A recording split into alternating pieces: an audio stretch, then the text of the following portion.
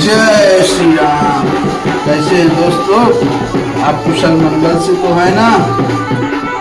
हमारे श्री रामचरितमानस बाल कांड दोहा नंबर 80 के आगे की कथा आप लोग को हम सुनाएंगे। कथा बहुत सुंदर चल रही है, बहुत सुंदर चरित्र। अभी यहाँ माता पार्वती की परीक्षा लेने के लिए भगवान शिव ने सप्त ऋषियों को भेजा है और क्या क्या कह रहे हैं पीछे के अध्याय में वो कथा सुनिए और उसके आगे की कथा अभी हम आपको सुनाएंगे। बहुत अच्छी कथा है दोस्तों। हे महादेव अवगुण भवन विष्णु सकल गुण धाम अजय कर मनुराम जही सन तेहि सन काम। अब माना कि महादेव गुणों के भवन है और विष्णु समस्त सद्गुणों के धाम है, पर जिसका मन जिसमें रम गया उसको तो उसी से काम है। बहुत सुंदर, बहुत सुंदर।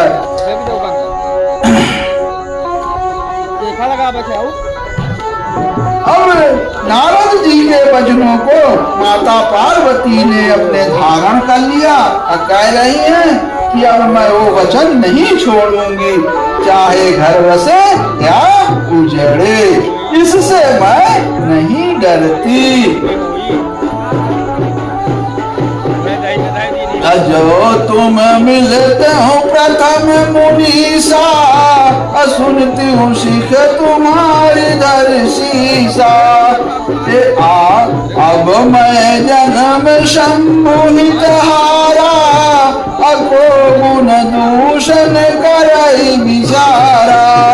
अब हे मुनीश्वरों, यदि आप पहले मिलते तो मैं आपका उपदेश सिर माथे रखकर सुनती, परंतु अब तो मैं अपना जन्म शिव जी के लिए हार चुकी, फिर गुण दोषों का विचार कौन करे।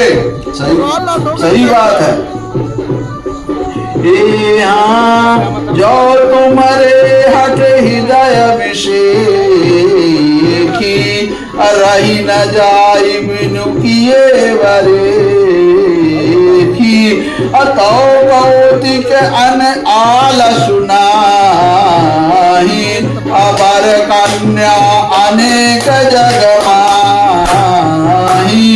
यदि आपके हृदय में बहुत ही हट है तो आप विवाह की बातचीत नहीं करेगी, किए बिना आपसे रहा ही नहीं जाता।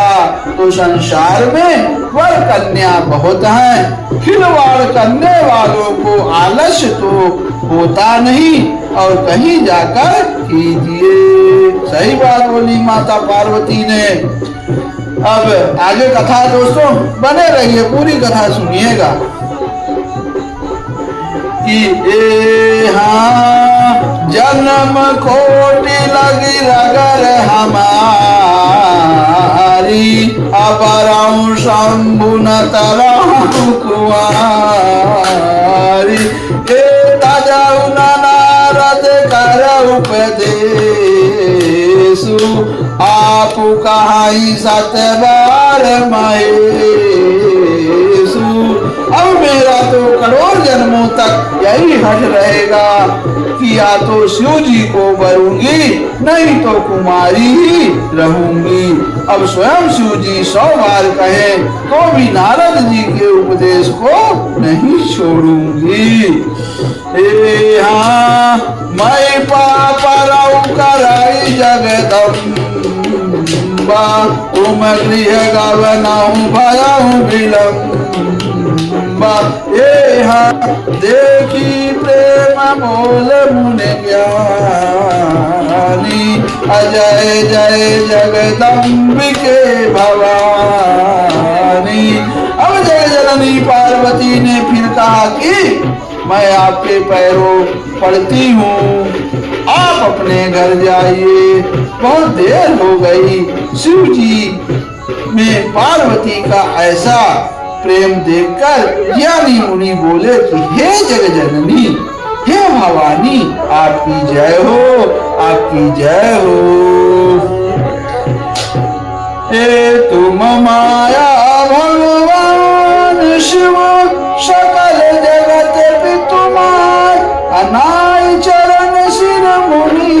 चले पुनि पुनि हर्षत गात। आप माया हैं और शिव जी भगवान हैं। आप दोनों समस्त जगत के माता पिता हैं कहकर मुनि पार्वती जी के चरणों में सिर नवाकर चल दिए। अब उनके शरीर बार बार पुलकित हो रहे थे, क्योंकि पार्वती माता ने ऐसे ऐसे वचन बोले और वो खुश हो गए। आए थे कहीं परीक्षा लेने और खुद फैल होकर चले गए। अजाई मुनि नहीं मुबंतु पठाए, अकर विनती गिर जाहि गृह लाए। हे हाँ बहुरी सप्तरिश शिव पही जाई, अकथा उमा कई सकल सुनाई। अब मुनियों ने जाकर भगवान को पार्वती जी के पास भेजा और वे विनती करके उनके घर ले आए। फिर सप्तर्षियों ने शिव जी के पास जाकर उनको पार्वती जी की सारी कथा सुनाई। भय मगन शिव सुनत स्नेहा, हरसि सप्तऋषि गवने गेहा। मनु थिर करी तब शंभु सुजाना, अलगे करन रघुनायक ध्याना। अब पार्वती जी का प्रेम सुनते ही शिव जी आनंद मग्न हो गए। सप्तर्षि प्रसन्न होकर अपने घर यानी ब्रह्मलोक को चले गए।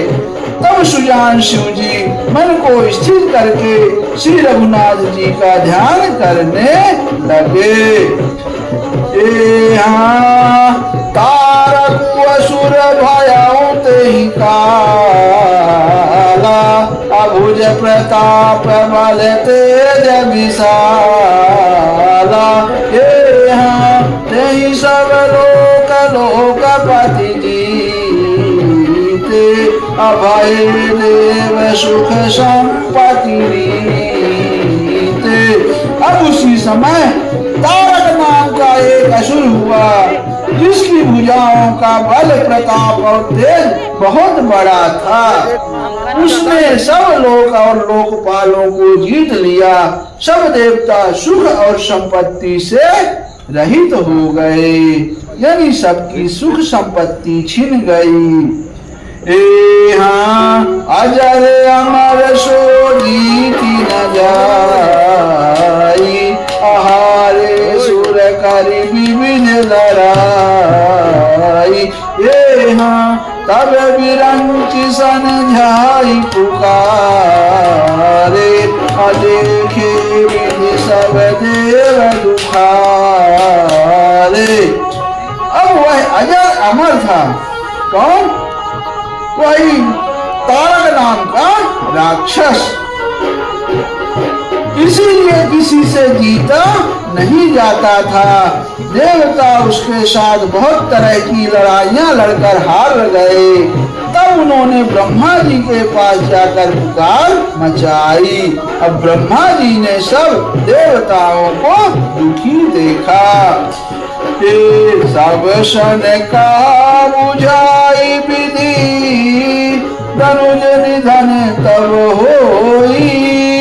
अशंभु शुक्र शंभूत सुत, यही जीत रन सोई।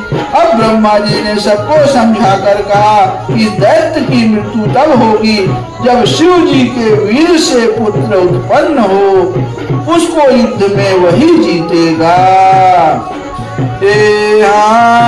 मोर का सुन करहु उपाई, अहोई है ईश्वर करहि सहाई। हे सती तजी दक्ष मख देहा, अजनबी जाई मां चल गे। अब मेरी बात सुनकर उपाय करो, ईश्वर सहायता करेंगे और काम हो जाएगा। सती जी ने जो दक्ष के यज्ञ में देह का त्याग किया था, उन्होंने अब हिमाचल के घर जाकर जन्म लिया है। बहुत सुंदर।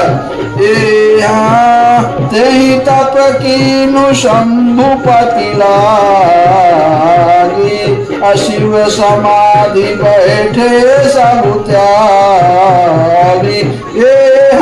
यद्यपि अहि असमंजस भारी, तदपि बात एक सुनहु हमारी। अब उन्होंने शिव जी को पति बनाने के लिए तप किया है। इधर शिव जी सब छोड़ छाड़ कर समाधि लगा बैठे हैं। यद्यपि है तो बड़े असमंजस की बात, तथा मेरी एक बात सुनो। अब ब्रह्मा जी देवताओं को क्या बात बोल रहे हैं। पठबहु काम जाओ शिव पाही, करे शोभु शंकर मन माही। तब हम जाई शिवहि शिरुनाई, करवाऊ विवाहु बरियाई। अब तुम जाकर कामदेव को शिव जी के पास भेजो, वह शिव जी के मन में क्षोभ उत्पन्न करे, उनकी समाधि भंग करे। तब हम जाकर शिव जी के चरणों में सिर रख देंगे और जबरदस्ती उन्हें राजी करके विवाह करा देंगे। देखो अब यहाँ और एक माया जाल चल रही है।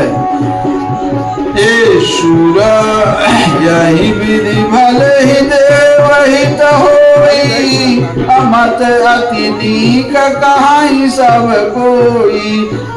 स्तुति सुरन की नियति हेतु, प्रगट विषम भान झक के तू। अब इस प्रकार ही भले ही देवताओं का हित हो और तो कोई उपाय नहीं है। सबने कहा यह सम्मत बहुत अच्छी है। फिर देवताओं ने बड़े प्रेम से स्तुति की। तब विषम यानी 5 बाण धारण करने वाला और मछली के चिन्ह ध्वजा वाला कामदेव प्रकट हुआ। सुरन कही निज विपति सब, सुनि मन कीन विचार। असंभु विरोध न कुशल मोही, बिहसी कहूँ अशमार। अब देवताओं ने कामदेव से अपना सारी विपत्ति कही। सुनकर कामदेव के मन में विचार किया और हंसकर देवताओं से वो कहा कि शिव जी के साथ विरोध करने में मेरी कुशल नहीं है। तदपि करब मैं काज तुम्हारा, श्रुति कह परम धर्म उपकारा। परहित लागी तजै जो देहि, असंतत संत प्रशंसिते। तथापि मैं तुम्हारा काम तो करूंगा, क्योंकि वेद दूसरे के उपकार को परम धर्म कहते हैं। जो दूसरे के हित के लिए अपना शरीर त्याग देता है, संत सदा उसकी बड़ाई करते हैं। अस कहीं चलो सबहि शिरुनाई, सुमन धनुष कर सहित सहाई। अचल तमारे अस हृदय विचारा, शिव विरोध ध्रुव मरनु हमारा। यूं कहकर और सबको सिर नवाकर कामदेव अपने पुष्प के धनुष को हाथ में लेकर वसंत आदि सहायकों के साथ चला। चलते समय कामदेव ने हृदय में ऐसा विचार किया कि शिव जी के साथ विरोध करने से मेरा मरण निश्चित है। तब आपन प्रभाव विस्तार, निज वश कीन सकल संसार। कोप्यों जब ही बारिश तर के तू अछन माहू मिटे सकल श्रुति से तू। अब कहते हैं कि उस मछली के चिन्ह की ध्वजा वाले कामदेव ने कोप किया। उस समय क्षण भर में ही वेदों की सारी मर्यादा मिट गई। तब उसने अपना प्रभाव फैला, समस्त संसार को अपने बस में कर लिया। जिस समय उस मछली के चिन्ह को ध्वजा वाले कामदेव ने कोप किया, उस समय क्षण भर में ही वेदों की सारी मर्यादा मिट गई। हाँ ब्रह्मचर्य व्रत संयम नाना अधीरज धर्म ज्ञान विज्ञान। हाँ सदाचार जप योग विराग सभय विवेक कटक सब भाग।